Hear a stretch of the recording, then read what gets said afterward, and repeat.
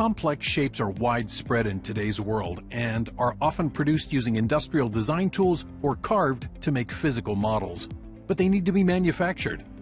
A common workflow to complete the engineering process is to leverage these designs from mesh or scanned data.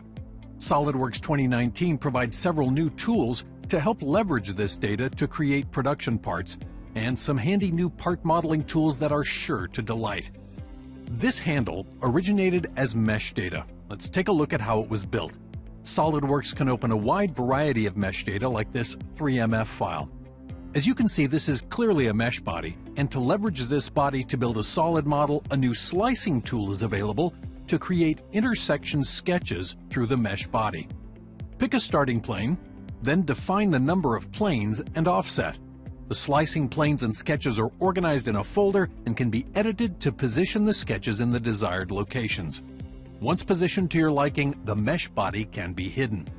These sketches can be used like any other sketch to create a solid body. For this example, a surface loft will be created to define the shape of the handle. The new slicing tool allows users to easily repurpose mesh data to create solid models.